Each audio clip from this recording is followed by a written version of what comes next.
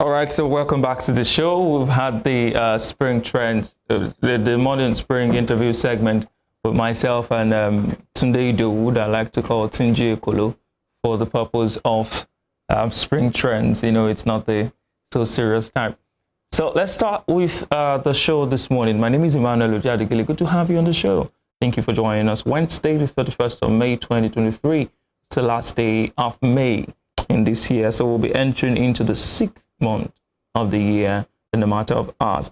We'll begin in Aso Rock, Abuja, where the two sheriffs, the new sheriffs in town, resumed office yesterday.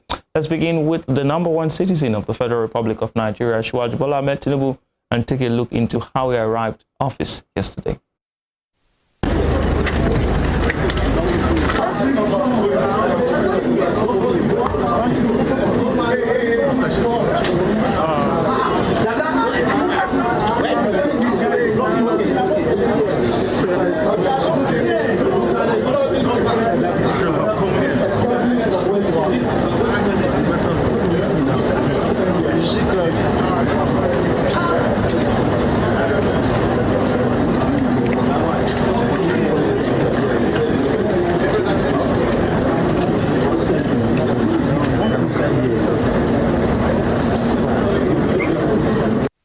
Oh, well, so that was the president meeting with some big wigs and head of industry, met with Godwin Emefiele, chairman of the central bank, met with GMD of the NNPCL, Mele Kyari, yesterday.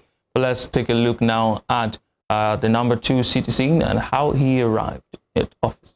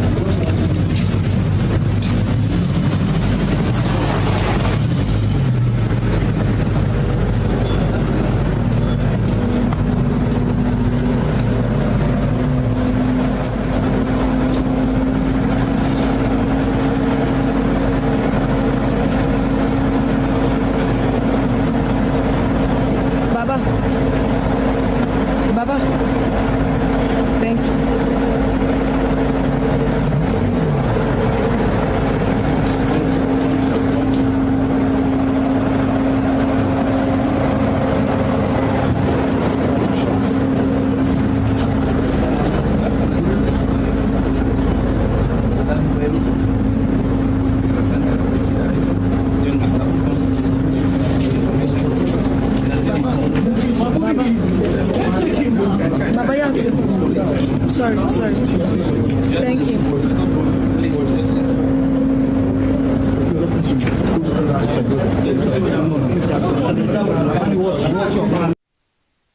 So you can see me doing like this, just waving everybody in. Please go inside. I don't like wasting time. Everybody's on the street and all of that.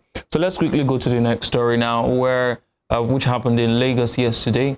Two sister agencies under the presidency, the Economic and Financial Crimes Commission, EFCC, and the State Security Services, SSS, or Department of State Service, if you like, were involved in a squabble yesterday. Apparently, the EFCC barricaded, the DSS rather barricaded the office of the EFCC and did not allow the officials enter for some reason, or for some, disagreement between the both of them. So we'll take the video now. Let's show you a video obtained by Channels Television that we'll be showing you now of some of the incident yesterday. It has escalated at a point to gunshots being fired. Let's take a look at that video.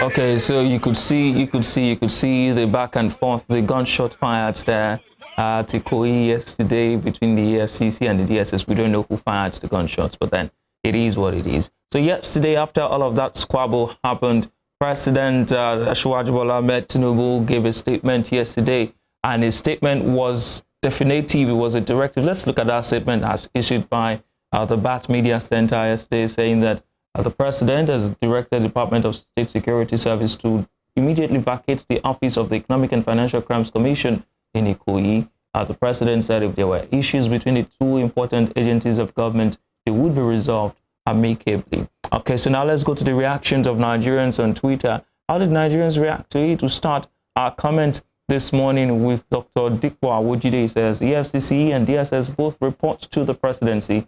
Good that the president has cautioned them.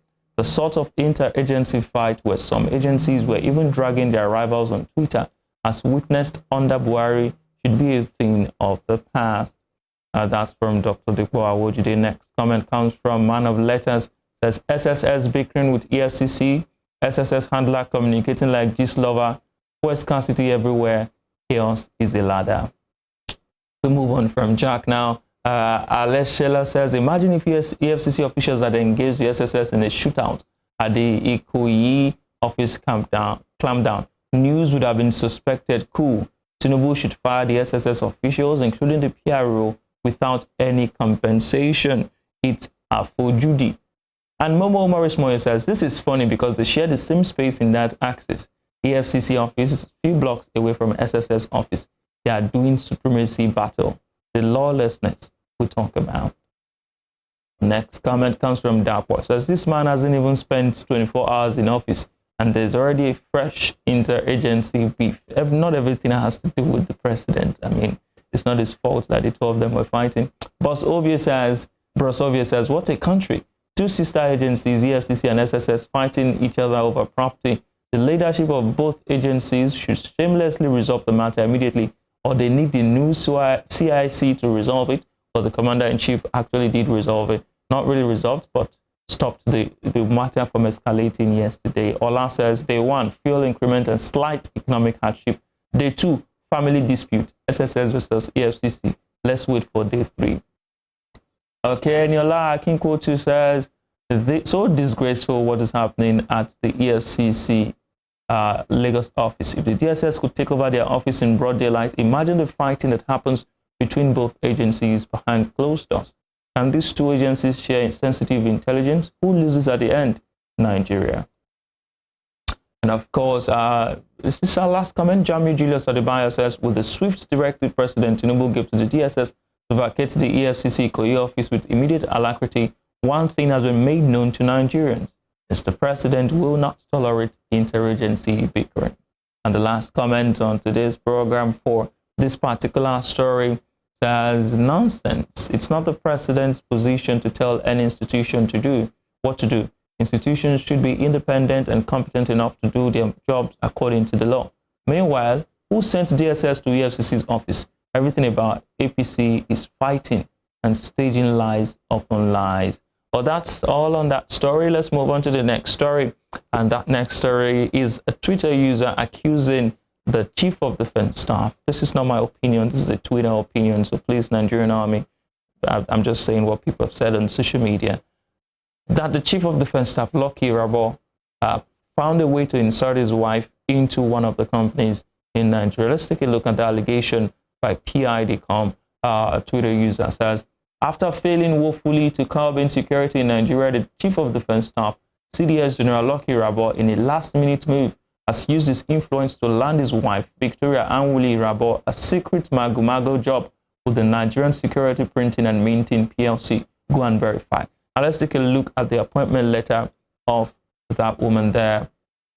Oh, okay. So I'm going to read this out to you now. Provisional offer of employment. With reference to your success at a recent interview, we are pleased to offer you appointment with the Nigerian Security Printing and Minting PLC as Company Secretary Legal Advisor through a transfer of service from another government agency, provided you are successful in our security clearance and medical checks. Consequently, your salary and allowances are as follows. Now, the conversation on social media is about whether this salary and allowances are basic, monthly, or yearly. Well, let's take a look at them. Basic salary is 4.390 million naira. Housing is 5.6 million naira. Furniture is 2.048 million naira. Children education 585,000. 585,000, yes. Household items 585,000. Club subscription 585,000. Transport 1.6 million. Lunch 1.7 million. Domestic 1.6 million. Utility 1.1 million. Newspaper allowance 292,000. Entertainment 292,000. Office provision 117,000. 13th month salary, 1 month basic salary, and domestic allowance. And the last item there is annual leave allowance of 20% of annual basic salary. So if you put all of those things together, whatever figure you get is what she will be earning annually, not monthly. That's about 30 million naira. But most persons didn't understand it on social media. So let's see how Nigerians reacted to that allegation leveled against the Chief of Defense Staff. Irunia says, look at her salary, and she still gets a 13th month salary. She also gets a furniture and housing allowance of 7 million naira per month. When there are people dying of hunger in this country, how did Nigeria fall into the hands of these bloodsuckers?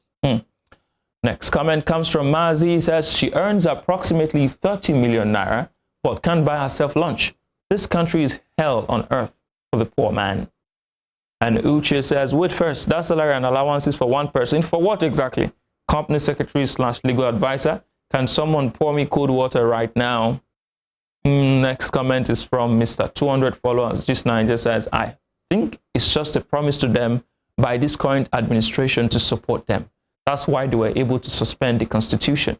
When people were busy tagging and writing all kind of letter and asking him to defend the Constitution, these are part of the compensation. Next comment is from Joju Biodun. Says, lunch allowance, children education. I don't want to believe this. Well, you better believe it. Next comment comes from Queen, cute woman. She says, that's why you will never see this organization advertising jobs. Their recruitment are always clandestine and reserved for the owners of Nigeria. Our next comment comes from Newman Everyday. Says, almost 300K to read newspapers, something we do online for free. Even when newspapers been the rain, how much did they see them?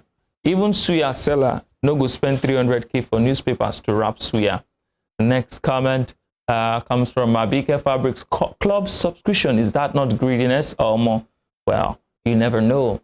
And the next comment is from Flowing Lava. Says, and some people haven't gotten any offer even after studying hard and are qualified. She was even transferred from another agency before this offer. So she actually got a better deal. Jobs in Nigeria. Now where you work hard rich, you go know. But that's just the truth. Purity says, can someone go through that evil listing and see it with me? Newspaper allowance, entertainment, children education kind. I think it's a mistake. I'm a Nigerian. The pensions of some persons in their 35 years of service is what some people earn in a month. What a joke of a nation. And the last comment, I suppose, says, and some people's annual salary and allowances is around or less than 500K working for the same government, not consultant firm or private agency that generates profits.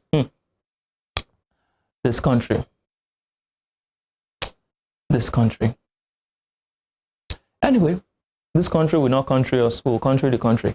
Back to our last story for today. We're done actually, but here in Osun State, the Chief Judge of the State, Justice Bola Adekwele Ojo, yesterday sentenced owner of Hilton Hotel in Ile-Ife, Ramon Adedoyin, and 2 others to death by hanging for their involvement in the murder of Timothy Adegoke, an MBA student who died in the man's hotel some many months ago. That case was done by everybody knows Femi Falana, but it's a long story. I'm just going to leave you with a video of what happened in court after the delivery of the judgment. My name is Emmanuel Ojadikele, E.M. Ojadikele.